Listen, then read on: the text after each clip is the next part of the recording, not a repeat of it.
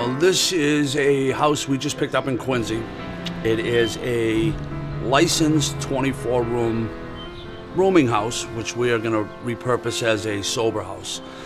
This is the latest acquisition by Project Outreach. We do specialty housing, veterans housing for veterans with disabilities, veterans in recovery, as well as non-veterans in recovery. So we came in, we implemented our Project Outreach sober program, and the house was a little run down, to say the least. I mean, it was very dated. It was kind of dark and dingy and dirty. So what we're doing now is we've hired all the gentlemen in the house. We're paying them to help us revamp the house. And I got some of the guys behind me painting. We have other gentlemen in the other rooms removing all the old hospital beds and all of the dirt and debris and old bureaus and other things like that. So as we do that, we clean out the rooms. We send a crew in to plaster the walls, buff and clean up the floors, and then paint all of the walls. Project Outreach has bought 22 new mattresses, box springs, and frames, and really clean this place up. We want these gentlemen to know that we care, that we're here to support them, but most importantly, that the environment that we're gonna provide for these guys is a nice, clean, stable, sober living environment. And just because they're in recovery, you know, they don't have to live in a dark, dingy place. We want the experience to be uplifting.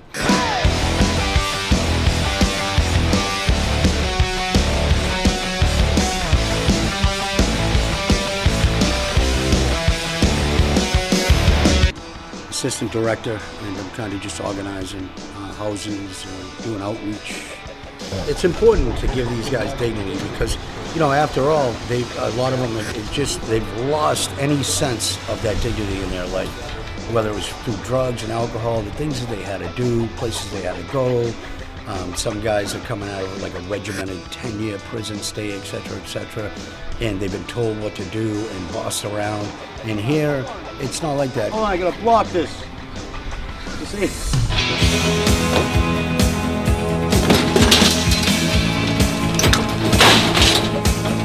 I do demolition and recycle metal. I got it. I pick up the metal, I go to a scrapyard, I recycle the metal, I sell it, that's how I get paid. Like no matter what, if I needed something, I go to Jimmy. If I need something, I go to my uncle. And they're the same way, we go back and forth. We all just look out for each other. A lot of guys that are ex-cons have done time, and on paper, they look like an animal. You know what I mean? Or they look like, you know, people don't want to hire someone who got a 3, 4, 5-page record, and then they get clean, and they're the best people in the world. You know what I mean? Like, we all look out for each other. What we've found, and what I've found in recovery, is that if you're in a good environment that can help support your journey of recovery, then you have that much better of a chance. The other thing that I found is when you incorporate these guys into the whole process and you bring them along and everybody kind of lifts each other up, then it really, really helps the fellowship.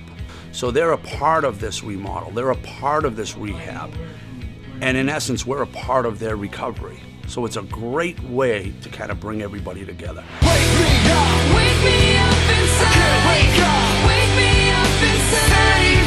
Save me from the nothing I've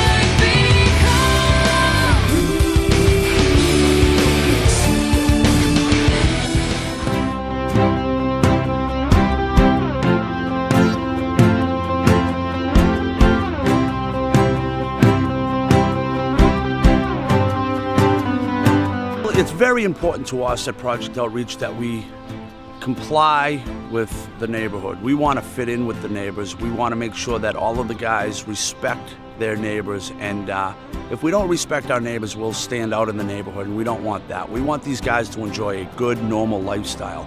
As I said, the Quincy train station's right there, all the shops up the street. It's a great city. Mayor Koch has done a fantastic job kind of really managing this city. There's a $1.6 billion worth of private money being put into Quincy Center.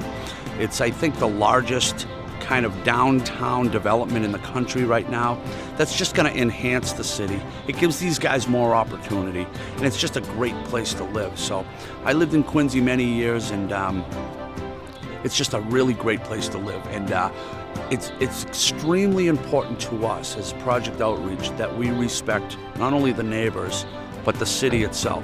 We want to show people in the neighborhoods and in the city and in the state that these gentlemen in recovery are great, wonderful people that, given the opportunity and the right set of circumstance, can thrive. And we're proving that at Project Outreach. When the tears stream down on your face, when you lose something you cannot replace, when the tears stream down on